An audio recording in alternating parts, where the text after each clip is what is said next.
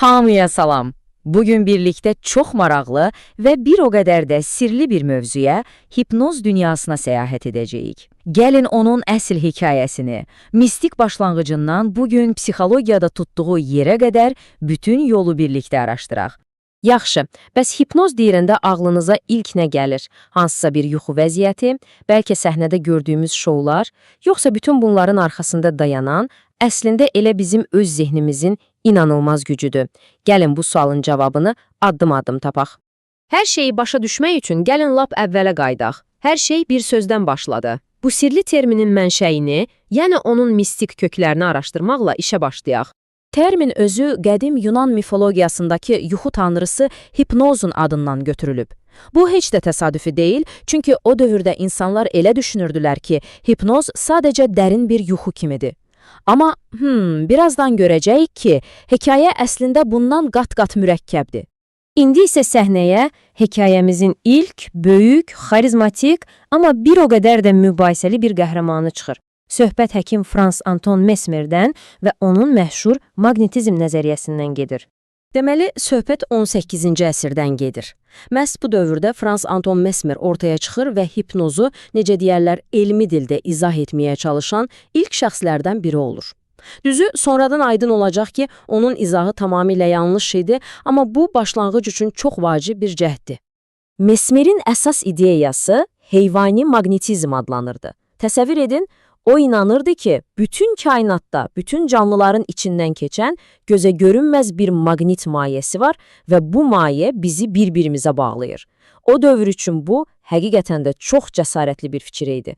Yəni, Mesmerin məntiqi belə idi. Məndə bir enerji var, mən bu enerjini əllərimlə sənə ötürə bilərəm və sənin orqanizminə təsir edə bilərəm.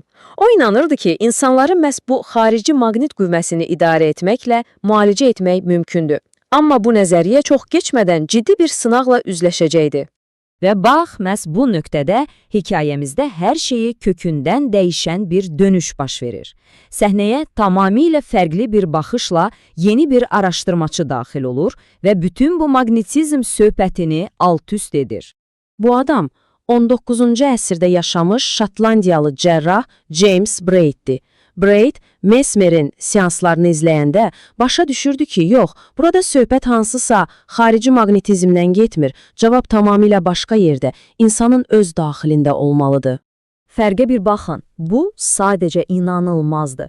Mesmer gücün mənbəyini xarici bir qüvvədə, o maqnit mayesində axtarırdı. Braid isə dedi ki, dayanın, əsl güc xaricdə deyil, insanın öz içindədir, onun psixologiyasındadır. Və o açar sözü tapdı, təlqin. Bu hipnoz anlayışında əsl inqilab idi.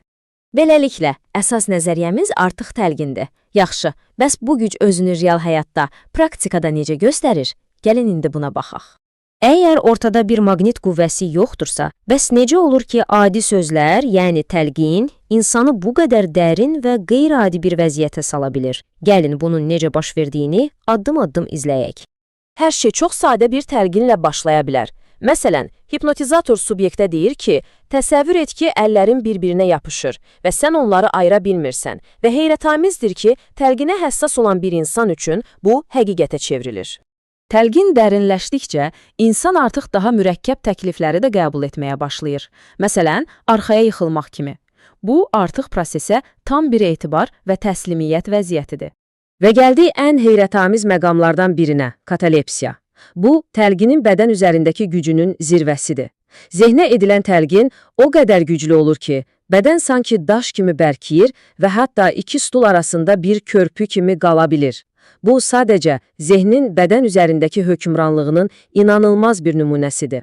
Əslində, bu cür dərin şuur vəziyyətləri təkcə hipnoz seanslarında baş vermir. Gəlin biraz daha geniş baxaq. Dünyanın müxtəlif yerlərində, fərqli mədəniyyətlərdə insanlar minillərdir ki, oxşar vəziyyətlərə daxil olurlar.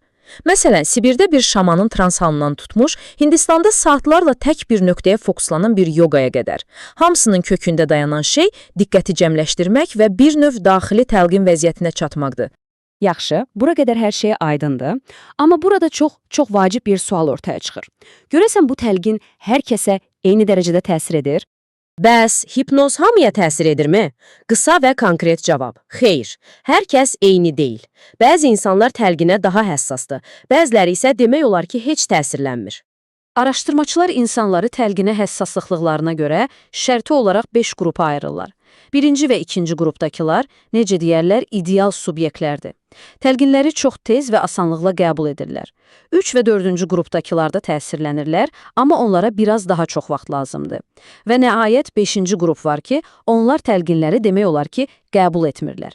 Amma maraqlısı odur ki, bu adamlar bəzən öz daxili dünyalarına o qədər fokuslana bilirlər ki, heç bir xarici təsir olmadan özləri avtohipnoz vəziyyətinə keçə bilirlər.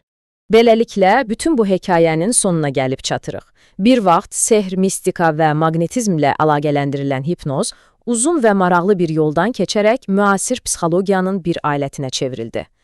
Və bu səyahət bizə bir şeyi çox aydın şəkildə göstərdi. Ən böyük güc xaricdə deyil, məhz bizim öz zehnimizin dərinliklərində gizlənir. Bütün bunlardan sonra insan istər-istəməz düşünür, əgər zehnimiz sadəcə sözlərin, yəni təlqinin gücü ilə bədənimizi bu cür idarə edə bilirsə, görəsən şuurumuzun hələ də bizdən gizli qalan daha hansı sirləri, hansı potensialı var? Bu, həqiqətən də üzərində düşünməyə dəyər bir sualdır.